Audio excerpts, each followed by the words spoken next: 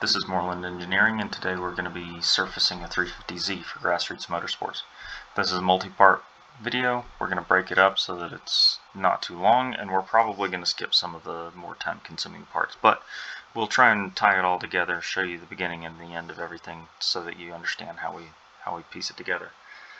This is a remote scan. We did not create this scan, the customer did. Grassroots took all the pictures for us and sent them to us. So this is part of the reason we do it this way, is we can work well remotely. The scan is not perfect. You can see there are some holes here and there, but it's certainly sufficient to get the overall surface and get a good CAD model out of. Part of the reason we do it this way is because we like to have good clean CAD for making aero modifications, and it also helps keep our CFD model sealed so we don't have any leaks going into the mesh. So let's get started. We start with Symmetry Plane. We've got a chassis 0 plane, which is, where we build everything off of. Wheelbase, axle center lines front and rear, and then we also have a top view plane and a side view plane. And on that we're going to build sketches. So we've got a top view sketch with some relevant curves. We've got corresponding curves in a side view. And then in the center, we have most of the important stuff. So let's get started. First, we're going to extrude everything.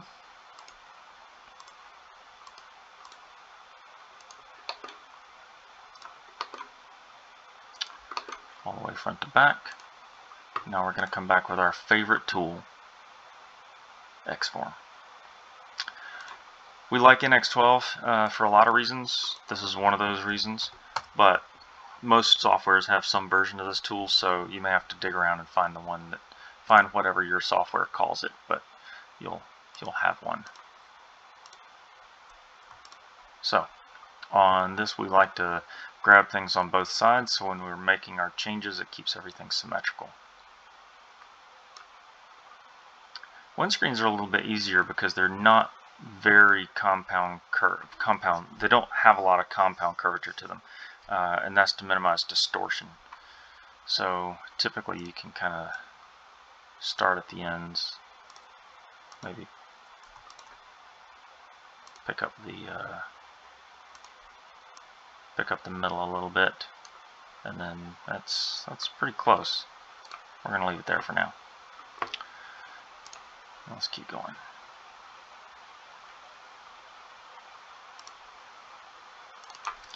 We don't usually need as many control points longitudinally, but we might like more laterally.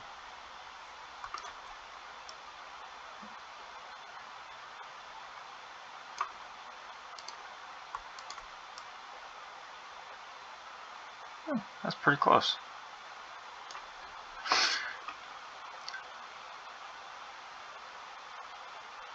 Every surface on a car usually has some kind of curvature, either convex, concave, or transitioning from one to the other, but you'll find very, very few flat surfaces on cars because it's not pleasing to the eye.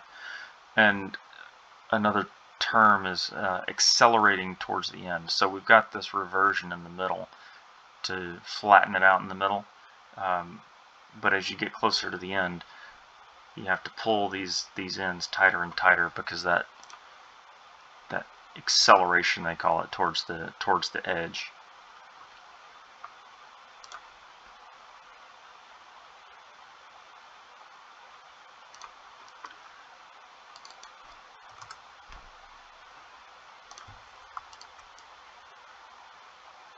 I think this one's going to be tricky.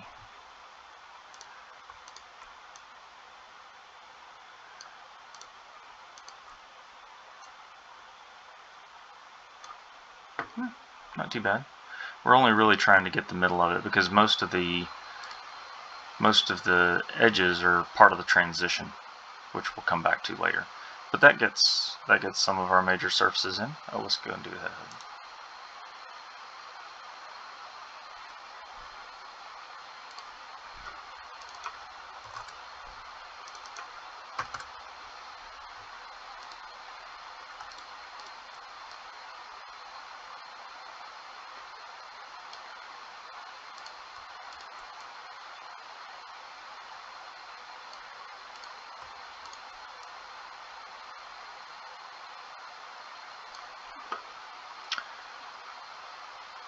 In this case, we've got to bend the bumper. We've got to wrap it down to the bumper as well. So we need to adjust our plane that we're moving in. Slide it back a little. I think that'll get us most of the way there.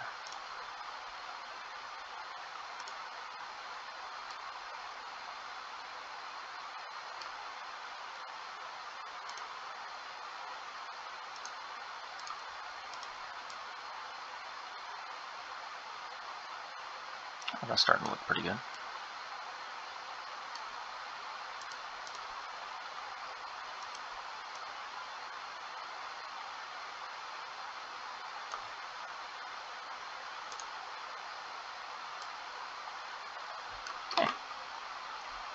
We'll live with that for now. And if we want to be quick and cheesy about it, we can just throw a blend in up here. I don't think that's going to get the job done, but that's the easy way to do it.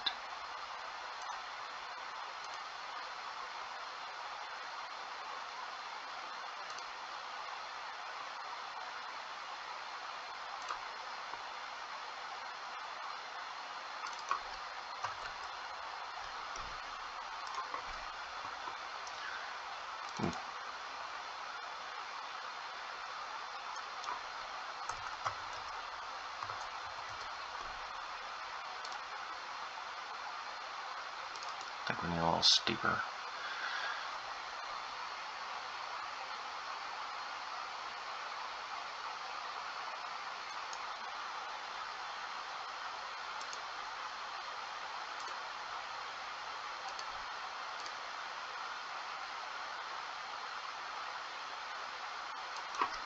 Let's just shorten that up.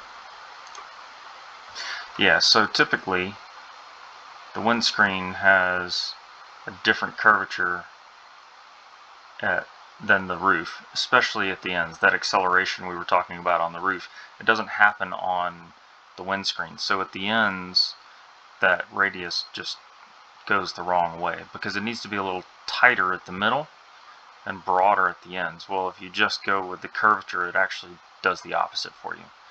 So we don't like that. We're not going to do it that way. And that's part of why we have our top view sketch. Let's go ahead and trim these. Trim sheet.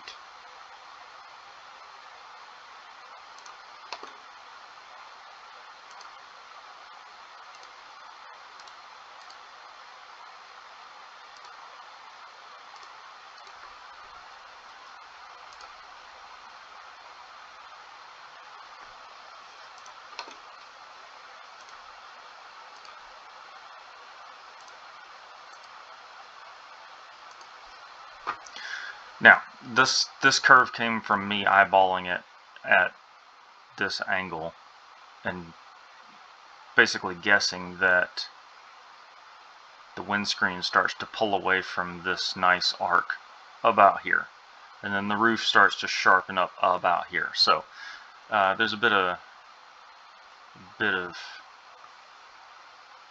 opinion involved in that, but you can always go back and adjust it. So now we're going to throw a quick surface in here.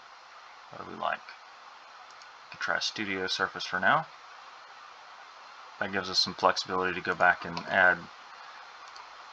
add control curves as we want. Let's just start tangent. Usually something like this is going to be G2, curvature continuous, not just tangent. Oh, that gets us pretty close, although let's do the whole thing.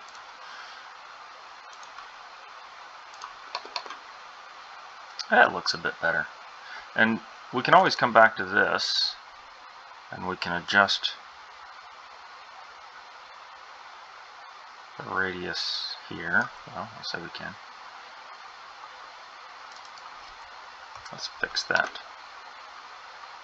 And then let's adjust. Yeah, there we go. There, and see we've changed the location of that transition. We might need to keep going, but that looks pretty good for now. So we're going to come back and add some guide curves to that, tightened up a little later. For now, let's just keep going. So I think we're not happy with this. because it doesn't follow the C-pillar. So let's go back and adjust that a little. Oh, I forgot to do both sides. Now, we are going to model one side of the car, and then we're going to come back and mirror everything later. So it's not critical that we engage both sides of the model all of the time, but it is important that we do it within X many poles of the center line. Otherwise, it won't be tangent across the center line, and we'll end up with a part down the middle.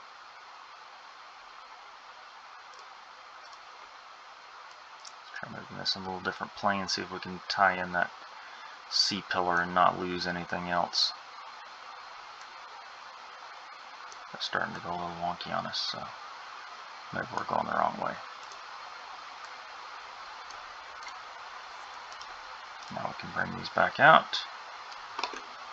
Oh, that gets it. That gets it, because that C-pillar actually stands proud here. You can see there's a little bit of a rain rail down that.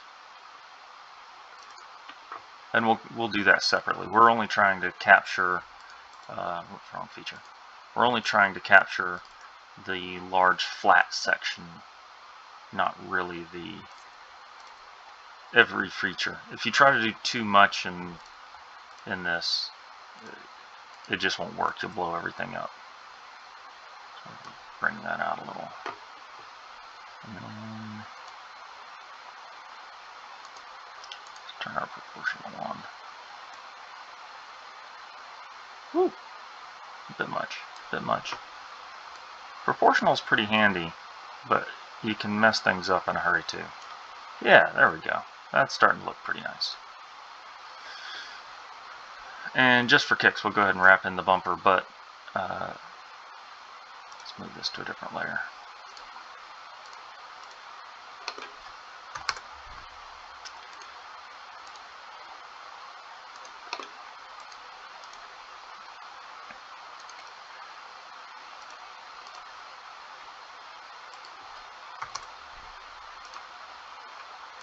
I say for kicks because the bumpers are going to need to be part of the perimeter. We're going to extrude basically the four walls of our little 350 house here, and then we're going to wrap it, we're going to tie it into the roof all the way around. But for now, just so it looks nice, we can throw a blend on this and feel like we got somewhere. Oh, I forgot to do the bumper. Let's X-form this little guy. This one's got a lot of curvature to it, so it's gonna be a little difficult for us because we like to run normal here. That's to say that the poles, as you deform them, are moving normal to the surface. You can do it in any number of different ways, but normal usually keeps the surface more intact than some of the other methods. So we like to do that. Pooch that out a little bit. Bring our middle in.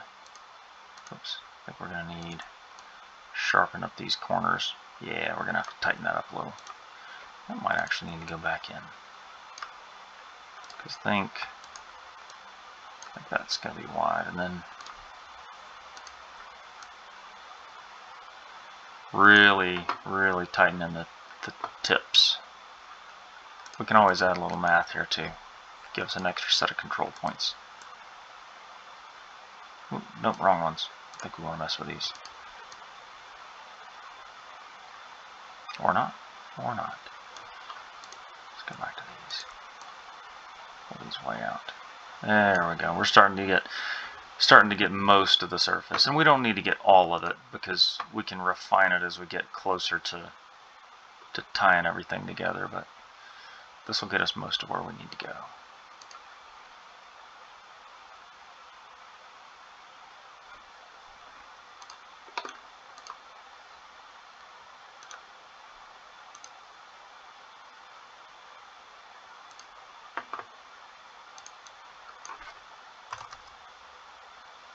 Yeah, that blend's a little unhappy at the edges, but what's it like? Ooh, it's much sharper than that. Let's give it a 6.